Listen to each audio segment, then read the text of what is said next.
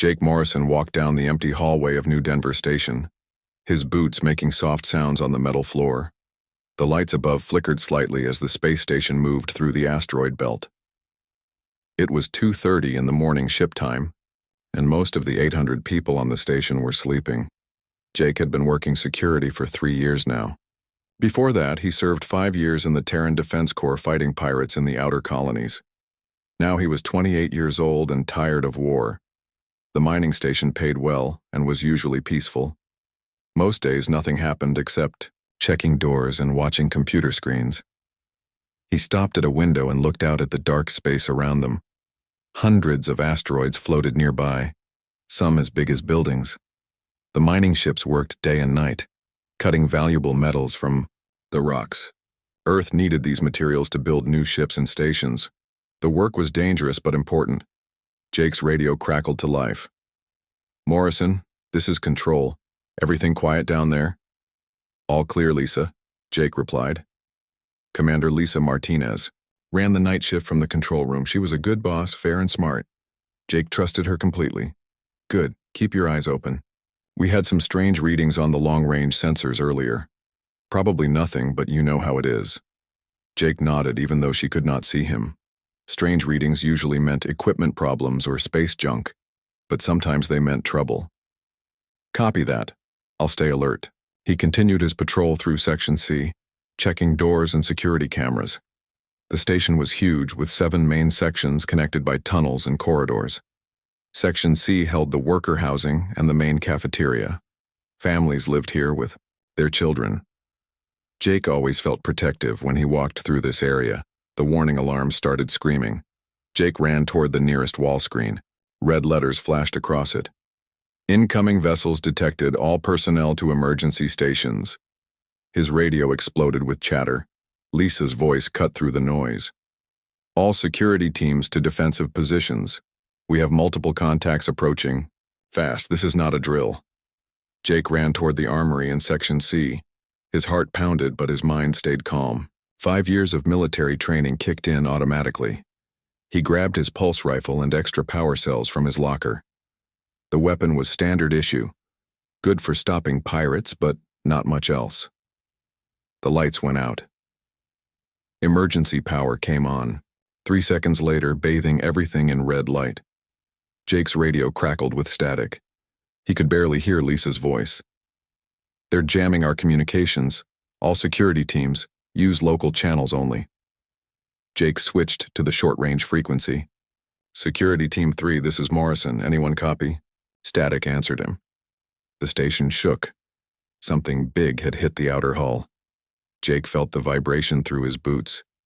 Metal groaned somewhere in the distance. Then the artificial gravity fluctuated, making his stomach lurch. He ran toward the main corridor that connected Section C to the rest of the station. The emergency bulkheads were closing. Thick metal doors slammed shut with loud bangs. Jake dove forward but did not make it in time. The door sealed with a hiss of pressurizing air. He was trapped in Section C. Jake hit the door control panel, but nothing happened. The station's computer had locked down all non-essential systems. He pulled out his emergency override key and tried again. Still nothing. The lockdown was complete. His radio crackled. A new voice spoke, deep and harsh. It was not human. "Surrender now, meat creatures. Your defenses are broken. We come for workers. Do not resist, and some may live." Jake felt cold fear in his stomach. These were not ordinary pirates. The voice sounded like the Krillian syndicate he had fought in the outer colonies. They were 7 feet tall with natural armor and 4 arms each. They ate meat, including human meat. They were smart, organized, and completely without mercy. He found a working wall screen and connected to the security cameras. What he saw made his blood freeze. The main docking bay was full of alien ships. They looked like giant insects made of black metal. Boarding ramps had extended from each ship. Figures in dark armor poured out onto the station. Jake counted at least 20 ships. If each carried 5 aliens, that meant 100 enemies. The station's security force had only 15 people, and most of them were not real soldiers like Jake. He watched the security cameras as the aliens moved through the station. They walked upright like humans but moved differently. Their forearms held weapons that glowed with blue energy. Their heads looked like giant bug eyes behind clear helmets. They were bigger and stronger than any human. The aliens split into small groups and headed toward different sections of the station. They moved with purpose like they had done this many times before. Jake watched them cut through locked doors with handheld cutting tools. Nothing stopped them. On camera, he saw Security Chief Bill Norton trying to organize a defense near the main elevator. 3 guards with pulse rifles took cover behind metal crates. Jake wanted to help them but could not get through the sealed doors. The aliens found Bill's position quickly. Jake watched in horror as blue energy beams cut through the metal crates, like paper. The human weapons barely scratched the alien armor. The fight lasted less than 30 seconds. All 4 security guards went down. Jake's hands shook as he switched between camera feeds. The aliens were everywhere now. They moved through the station like they owned it. Some carried strange devices that beeped and flashed. Jake realized they were scanning for human life signs. He heard footsteps in the corridor outside. Heavy boots, walking too slowly to be human. Jake turned off the wall screen and moved quietly toward the emergency supplies closet. He grabbed a medical kit and some emergency rations. If he was going to survive, he needed to think like a soldier again. The footsteps stopped outside the room where Jake was hiding.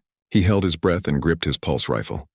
Through the thin wall, he heard alien voices speaking in their harsh language. After a moment, the footsteps moved away. Jake waited 5 minutes before moving. He crept to another wall screen and checked the security feeds again. The aliens had reached the civilian shelters where families were hiding. The shelter doors were thick and strong, designed to protect people from asteroid impacts and equipment failures. But Jake knew they would not stop the aliens for long. He saw Lisa Martinez on one of the cameras. She was in the control room with 2 other workers trying to send a distress signal, but the alien jamming was too strong. No messages were getting through to Earth or the nearby patrol ships. Jake made a decision. He could not fight 100 aliens in direct combat. But he knew this station better than they did. He had walked every corridor and crawled through every maintenance tunnel during his 3 years here. The aliens were strong and well-armed, but they were also overconfident. They thought humans were weak prey animals. Jake was going to show them how wrong they were. He opened the maintenance hatch near the floor and crawled inside. The narrow tunnel led to the recycling center in the next section. From there, he could reach the industrial area where the mining equipment was stored. Heavy machinery, chemical storage tanks, and power conduits. Everything he needed to start a war. As Jake crawled through the dark tunnel, he thought about the 800 people depending on him. Workers and their families. Children who trusted adults to keep them safe. Lisa Martinez and the other survivors still fighting in the control room. He was just one man against 100 aliens, but he was not going to give up. He was going to make them pay for every step they took on his station. And maybe if he was smart and lucky and very careful, he could save everyone. The real fight was about to begin. Jake crawled through the maintenance tunnel for 20 minutes before reaching the recycling center. His knees hurt and his shoulders ached from the tight space. But the tunnel had kept him hidden from the aliens searching Section C. He pushed open the access hatch and looked around carefully. The recycling center was dark and quiet. Huge machines sat silent in the red emergency lighting. These machines broke down waste from the station and turned it into useful materials. Jake knew them well from his security rounds. He climbed out of the tunnel and moved toward the door. Through the small window, he could see the main corridor. 2 aliens walked past, their forearms carrying glowing weapons. They moved slowly, checking each room as they passed. Jake waited until they were gone, then slipped into the corridor. He needed to reach the industrial section where the heavy equipment was stored. But first, he had to deal with the aliens who were getting too close to the civilian shelters. He found his first target in the hydroponics bay where the station grew fresh food. 3 aliens had cornered what they thought was a group of hiding humans. Jake watched from the doorway as they searched between the growing tanks and plant beds. The aliens were talking to each other in their harsh language. They sounded confident, almost bored. To them, this was just another easy raid on weak humans. They had no idea they were being watched. Jake studied the room layout. The hydroponics bay had automated systems for moving plant containers and harvesting crops. Heavy machinery hung from tracks on the ceiling. Chemical tanks held nutrients for the plants. Water pipes ran along the walls under pressure. He waited until the aliens separated. One moved toward the far end of the bay. The other two stayed near the entrance, blocking the exit. Jake smiled grimly. They had made a mistake by splitting up. Jake slipped around to the control panel for the automated harvester. The machine was designed to move heavy containers of soil and plants. It had mechanical arms strong enough to lift 2 tons. He activated the system and sent it toward the lone alien at the far end. The alien heard the machine moving but turned around too late. The harvester's mechanical arm caught him in the chest and slammed him against the wall. His armor cracked with a sound, like breaking glass. Blue blood splattered across the white walls. The other 2 aliens spun toward the sound, raising their weapons. But Jake was already moving. He grabbed a tank of liquid fertilizer and threw it at the nearest alien. The tank burst open, covering the creature in chemicals that burned through his armor. The alien screamed, a sound like metal scraping against metal. He dropped his weapon and tried to wipe the chemicals off his face. Jake picked up a metal pipe and hit him as hard as he could. The alien went down and did not get up. The third alien fired his energy weapon at Jake. The blue beam hit the wall next to Jake's head, leaving a hole in the metal. Jake dove behind a water tank as more shots flew past him. Jake reached for the water pressure controls. The hydroponic system used high-pressure water to clean the growing areas. He opened all the valves at once. Water exploded from broken pipes, flooding the bay and knocking the alien off his feet. While the alien struggled in the rushing water, Jake grabbed the dropped energy weapon. It was heavier than his pulse rifle but felt solid in his hands. He pointed it at the alien and pulled the trigger. Blue energy cut through the creature's armor like it was made of paper. Jake stood in the flooded bay, breathing hard. 3 aliens were dead. 97 to go. He dragged the bodies behind the plant containers where they would not be found quickly. Then he took their weapons and communication devices. The aliens used bio-neural links to talk to each other, but Jake could not use those. However, their weapons worked fine for humans. Jake moved toward the industrial section, staying in the maintenance tunnels when possible. He checked the security cameras from wall screens when he could find working ones. The aliens were spreading through the station, but they were starting to look nervous. 3 of their number had gone silent in the hydroponics bay. In Section B, Jake found his next opportunity. 4 aliens were trying to break into the emergency shelter, where 50 civilians were hiding.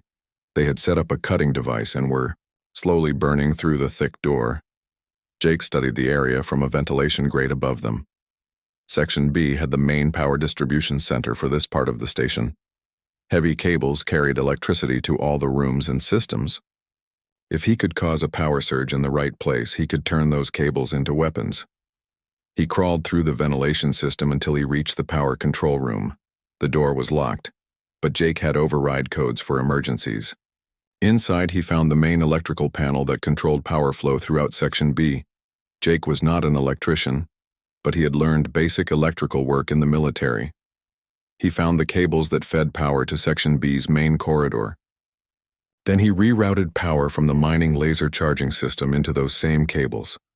The mining lasers used massive amounts of electricity to cut through asteroid rock. That same power, sent through regular building cables, would create an electrical storm. Jake waited until the 4 aliens were standing close together near the shelter door. Then he activated the power surge. Sparks exploded from every electrical outlet in the corridor. The lights burst in showers of glass. Electrical fire ran along the walls like lightning. The 4 aliens were caught in the middle of it all. Their armor conducted electricity better than Jake had hoped. Blue energy danced across their bodies as they screamed and fell. The smell of burned alien flesh filled the air. When the sparks stopped, all 4 aliens were dead. Jake turned off the power surge and restored normal electricity to Section B. The civilians in the shelter were safe for now, but he had made a lot of noise and other aliens would come to investigate. He needed to move faster and hit harder. The aliens were learning that the station was dangerous, but they still thought they were fighting a group of humans with advanced weapons. They had no idea it was just one man using the station against them. Jake reached the industrial section and found what he was looking for. The mining equipment storage area held everything he needed to escalate his war against the invaders. Cutting, tools, explosive charges for breaking rocks, heavy machinery for moving materials, and chemical tanks for processing ore. He also found the most important thing: the station's automated defense turrets in storage. They had been removed for maintenance but never reinstalled. Jake had always meant to fix that problem. Now he was glad he had not. Jake began setting up his first real ambush. He moved 2 defense turrets to the main corridor leading to the industrial section. Then he connected them to his personal security codes so only he could control them. Next, he prepared explosive charges using mining equipment. The charges were designed to break apart asteroids, but they would work just as well on alien armor. He set them up in the cargo bay where the aliens would have to pass. Finally, Jake hacked into the station's environmental controls. He could control air pressure, temperature, and gravity in different sections. The aliens were used to high gravity from their homeworld. Jake wondered how they would fight in zero gravity. His radio crackled with alien voices. They were reporting the loss of 7 of their number. Jake smiled. Word was spreading through their ranks that this was not going to be an easy conquest. Through the security cameras, Jake watched alien patrols moving more carefully now. They stayed in larger groups and checked corners before advancing. Good. Fear would make them sloppy. Jake picked up his captured alien weapons and checked his equipment. The real hunt was about to begin. He was no longer just surviving. He was actively hunting the creatures that had invaded his home and threatened his people. The aliens thought they were the predators. Jake was going to teach them what it felt like to be prey. Jake moved through the station like a ghost. 3 hours had passed since the aliens arrived and he had killed 12 of them. The alien commander was getting angry, and Jake could hear it in their radio chatter. He had learned to understand some of their language during his military service. The words were harsh and clicking, but he could pick out important parts. They were calling him Shadow Killer and Invisible Death. Jake liked those names. From his hiding spot in the air recycling center, Jake watched the security cameras. The aliens were changing their tactics.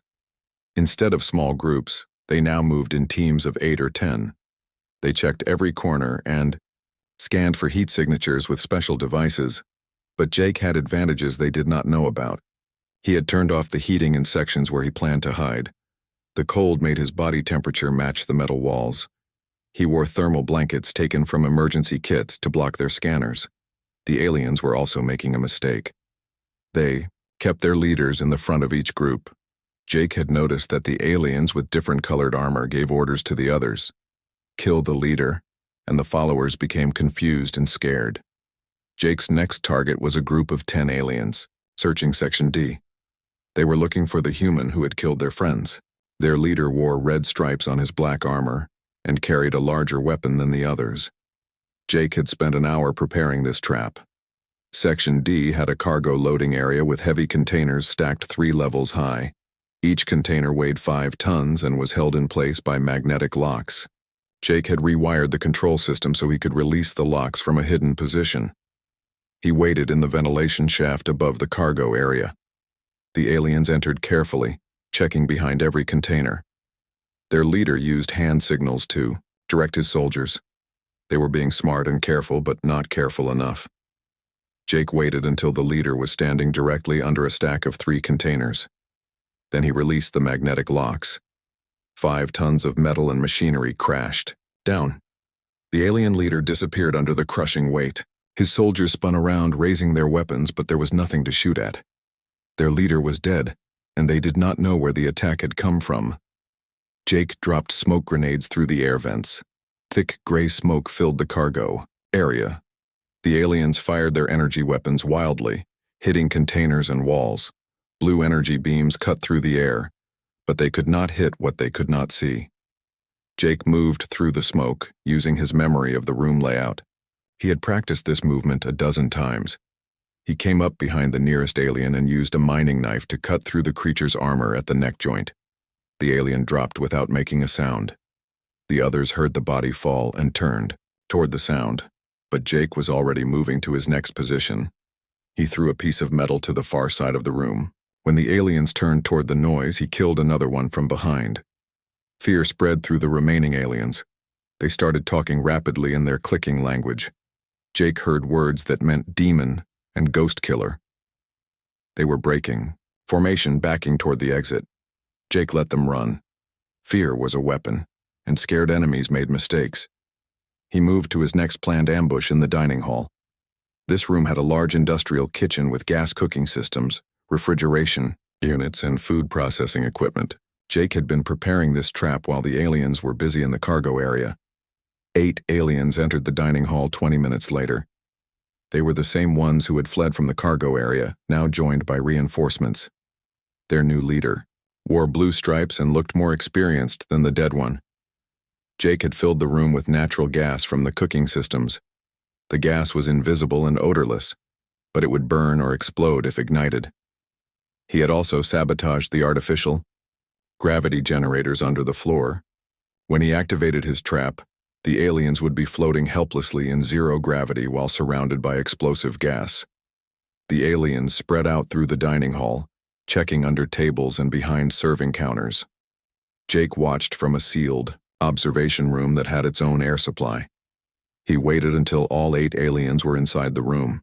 First, he shut off the artificial gravity. The aliens immediately began floating toward the ceiling, their heavy armor making them unable to control their movement. They fired their weapons at random, trying to hit walls or furniture to push themselves in different directions. Then Jake ignited the gas. The explosion was not huge, but it was hot and covered the entire room. The floating aliens had no way to escape the fire that surrounded them. Their armor protected them from the worst of it, but the heat got through the joints and breathing systems. By the time the fire burned out, all 8 aliens were dead. Jake turned the gravity back on and watched the burned bodies fall to the floor. 20 aliens dead, 80 left to go. But the explosions had attracted attention. Jake checked the security cameras and saw large groups of aliens moving toward the dining hall. They were coming from 3 directions, trying to surround the area. Jake had expected this. He had prepared escape routes through the maintenance tunnels. But first, he wanted to send the aliens another message. He activated the station's intercom system and spoke in their language. His pronunciation was not perfect, but they would understand him. "Krillian cowards," Jake said, his voice echoing through the station.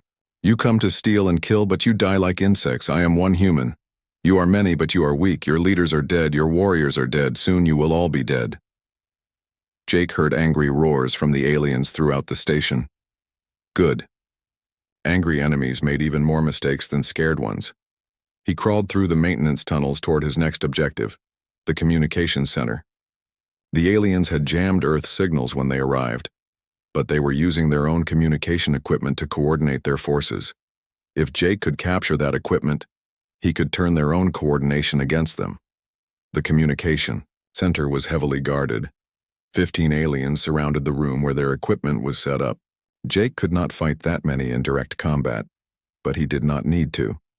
Jake had found something interesting in the station's industrial supplies: electromagnetic pulse charges used for testing electronic equipment. These charges could disable any electronic device within a large area. The aliens' weapons, armor systems, and communication devices all used advanced electronics. Jake set up 6 EMP charges around the communication center. He connected them to timers and placed them in the air vents and maintenance areas where the aliens could not see them. Then he went to a safe distance and waited. The EMP charges went off at the same time. Blue electrical energy filled the air around the communication center. Every piece of alien technology in the area stopped working. Weapons went dead. Armor systems failed. Even their breathing equipment shut down. The 15 aliens were suddenly helpless. Their advanced technology had become useless metal. Jake moved in with captured alien weapons that still worked because they had been outside the EMP area. The fight was over quickly. Aliens who had seemed invincible a few minutes ago could barely move in their dead armor. Jake eliminated all 15 of them in less than 2 minutes. Now he had their communication equipment. Jake studied the alien devices and found he could understand some of the display symbols. The equipment showed him where every alien team was located throughout the station. Better yet, he could send false messages to alien teams, pretending to be their commanders. Jake began sending orders that would split up the remaining alien forces and send them into areas where he had prepared traps. He told one team to investigate a radiation leak in Section F, where he had set up mining charges. He sent another team to the observation deck where he had sabotaged the artificial gravity and filled the room with industrial coolant that would freeze them solid. Jake smiled as he watched the aliens respond to his fake orders. They trusted their communication system completely. It never occurred to them that a human could capture and use their technology. The hunter had truly become the hunted. But now Jake was not just hunting individual aliens. He was hunting entire teams, using their own coordination system to destroy them. The tide of battle had turned completely. Jake was no longer fighting for survival. He was winning. Jake sat in the captured communication center, surrounded by dead aliens and their strange technology. He had been fighting for 5 hours now. His body ached and his hands shook from exhaustion, but his mind was sharp and focused. 55 aliens were dead. 45 remained. Through the alien communication system, he could hear their voices growing more desperate. Their commander, War Prime Jactor, was screaming orders at his remaining soldiers. The alien language was harsh and angry, but Jake understood enough to know they were terrified. Jake had been sending false orders for the past hour, splitting the alien forces into smaller groups and leading them into traps. He had used the mining charges to collapse a tunnel on 6 aliens. He had locked another group in the frozen storage area where they died from the cold. He had sent a team to investigate a gas leak in the chemical processing center, where they were poisoned by toxic fumes. But Jake's ammunition was running low. He had 3 power cells left for his pulse rifle and only 2 captured alien weapons that still worked. He could not keep fighting individual battles forever. He needed to end this war quickly and decisively. The alien commander seemed to understand this too. Through their communication system, Jake heard Jactor ordering all remaining forces to gather in the central hub of the station. The War Prime was done with small unit tactics.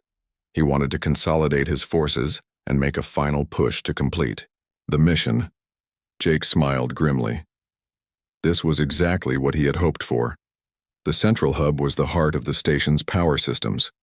It contained the main reactor, the artificial gravity generators, and most importantly, the antimatter storage facility that powered the mining lasers. Jake had spent years learning about every system on the station.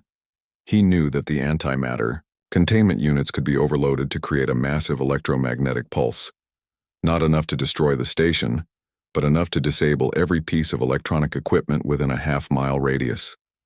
The plan was dangerous. If he miscalculated the power levels, the antimatter could explode and destroy the entire station. But Jake had run the calculations 3 times. He was confident he could create an EMP blast that would disable the aliens without killing everyone on board. Jake began preparing for the final battle. He collected all his remaining weapons and equipment. He put on extra armor taken from dead aliens, even though it did not fit well on his human frame. He filled his pack with emergency medical supplies and high-energy food bars. Most importantly, he programmed the station's automated systems to help him.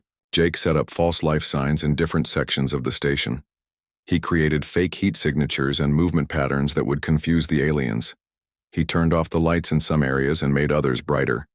He even programmed the station's maintenance robots to patrol certain corridors, making noise and movement that would seem like human activity. Through the security cameras, Jake watched the aliens gathering in the central hub. They moved carefully, checking every corner and watching for traps. But Jake could see the fear in their movements. These creatures who had seemed invincible 6 hours ago now jumped at shadows and fired their weapons at empty corridors. War Prime Jactor stood in the center of his remaining forces. He was larger than the other aliens, with golden stripes on his armor that marked his high rank. His forearms held different weapons, and his compound eyes scanned constantly for threats. Jake counted 43 aliens in the central hub. Had killed 2 more than he thought. The odds were still impossible, but Jake had one final advantage. The aliens expected to fight a human with human tactics. They did not expect what Jake was about to do. Jake made his way through the maintenance tunnels toward the central hub. The tunnels were cramped and dark, but they would bring him close to the antimatter storage facility without being detected. He moved slowly and carefully, making no sound. The hardest part would be getting to the control room for the antimatter containment system. The room was located behind the main reactor, protected by thick radiation shielding. The aliens would not expect anyone to approach from that direction because of the dangerous radiation levels. But Jake had thought of that too. He had grabbed a radiation suit from the emergency supplies. The suit was bulky and made movement difficult, but it would protect him from the reactor's radiation long enough to reach the control room. Jake put on the radiation suit and entered the reactor area. The Geiger counter on his belt began clicking rapidly. The radiation levels were high but not immediately deadly. He had maybe 15 minutes before the exposure became dangerous. He moved through the reactor area, staying close to the shielded walls. The antimatter containment facility was just ahead. Jake could see the control room through a thick glass window. Banks of computers and monitoring equipment filled the small space. Jake reached the control room and began working on the containment system. The antimatter was stored in magnetic bottles that kept it from touching normal matter. If antimatter touched anything solid, it would explode with the force of a nuclear bomb. But Jake did not want an explosion. He wanted a controlled release that would create an electromagnetic pulse. The process was complex and dangerous. Jake had to slowly reduce the magnetic field strength while increasing the electrical discharge rate. Too fast, and the antimatter would explode. Too slow, and the aliens would detect what he was doing and stop him. Jake's hands moved steadily across the control panels. Years of training and experience guided his actions. He monitored the power levels, the magnetic field strength, and the electrical discharge rates. Everything had to be perfectly balanced. The Geiger counter was clicking faster now. Jake's radiation exposure was reaching dangerous levels. He could feel nausea starting in his stomach, but he was almost finished. Just a few more adjustments to the containment field. Alarms began sounding throughout the station. The aliens had detected the changes in the power systems. Through the thick walls, Jake could hear alien voices shouting in their harsh language. They were coming to investigate. Jake worked faster. He had maybe 2 minutes before the aliens reached the reactor area. The antimatter containment system was almost ready. He just needed to program the final discharge sequence. Heavy footsteps echoed through the reactor area. The aliens had arrived. Jake could hear them talking, trying to understand what was happening to their technology. Some of their equipment was already starting to malfunction as the electromagnetic field built up around the antimatter facility. Jake finished the programming and sealed the control room. The aliens could not stop the process now.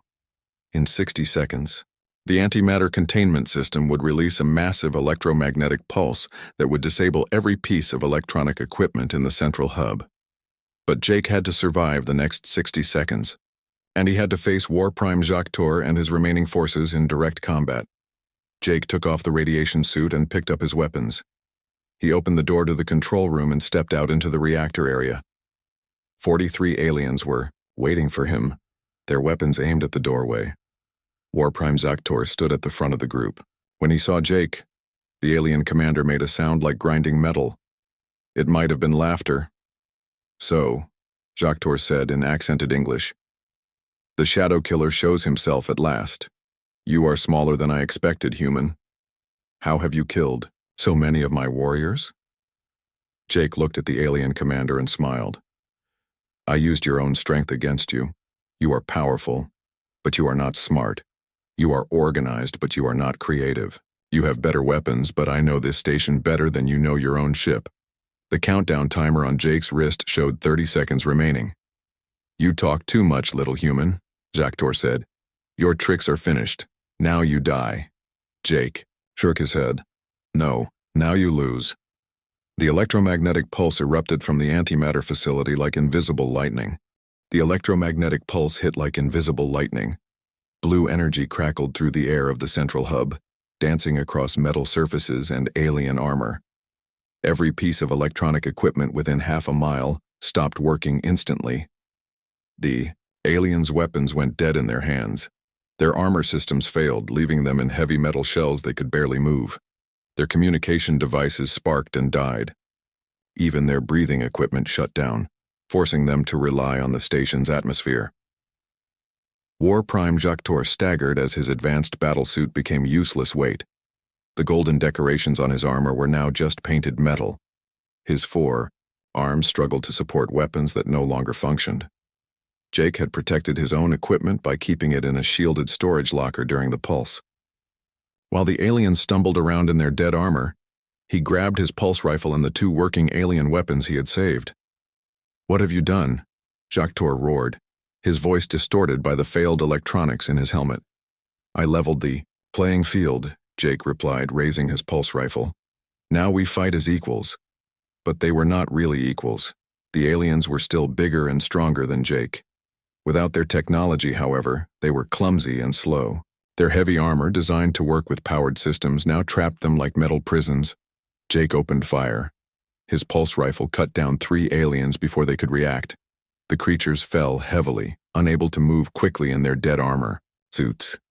The remaining aliens tried to return fire with their weapons, but nothing happened when they pulled the triggers. Panic spread through their ranks as they realized their situation. They were helpless. Some aliens tried to remove their helmets and armor, but the electronic locks had failed in the closed position. They were trapped inside their own protective gear. Others attempted to charge at Jake with their bare hands, but the heavy armor made them move like slow-motion monsters. Jake moved quickly through the central hub, using his knowledge of the area to stay ahead of the aliens. He ducked behind control panels and support beams, firing at targets of opportunity. Every shot counted because he had limited ammunition. War Prime Jactor finally managed to remove his helmet, revealing a face that looked like a giant insect. His compound eyes glowed with rage as he watched his elite forces being destroyed by a single human with basic weapons. "You cannot win, human," Jactor shouted. "Even without our technology, we are stronger than you. We will tear you apart with our bare hands." Jake shot 2 more aliens who were trying to flank his position. "You're welcome to try," he called back. "But your soldiers seem to be having trouble walking in those fancy suits." It was true. The aliens were designed for their armor to enhance their natural abilities. Without the powered systems, the armor was just dead weight. They stumbled and fell, unable to coordinate their movements. Jake had studied alien physiology during his military service. He knew their weaknesses. Their compound eyes gave them wide vision but poor depth perception. Their forearms were strong but poorly coordinated without computer assistance.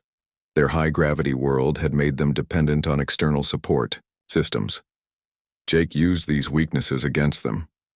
He stayed at medium range where their depth perception was worst. He moved unpredictably to confuse their multiple eyes. He targeted the joints in their armor where the metal was thinnest. One by one, the aliens fell. Jake's ammunition ran low, but there were fewer targets now. 20 aliens remained, then 15, then 10. War Prime Jactor realized his forces were losing. He began shouting orders in their native language, trying to coordinate an attack. But without their communication systems, the aliens could not work together effectively. Jake took advantage of their confusion. He triggered the station's emergency lighting system, which had been protected from the electromagnetic pulse. Bright floodlights came on suddenly, blinding the aliens whose eyes were adapted for the dim red emergency lighting. While the aliens struggled to adjust to the bright lights, Jake moved to his final position. He had prepared one last trap in case everything else failed. Hidden in the central hub was the station's emergency self-destruct system, designed to prevent the facility from falling into enemy hands. Jake did not plan to destroy the station. But the self-destruct system had a secondary function. It could seal all the blast doors throughout the facility, trapping anyone inside specific sections. Jake activated the system and sealed the blast doors around the central hub. The remaining aliens were now trapped in the room with him. They could not escape and no reinforcements could reach them. "You have sealed your own tomb, human," Jactor said, advancing toward Jake with his bare hands raised. "We will die together." "Don't think so," Jake replied. He had one more surprise for the alien commander.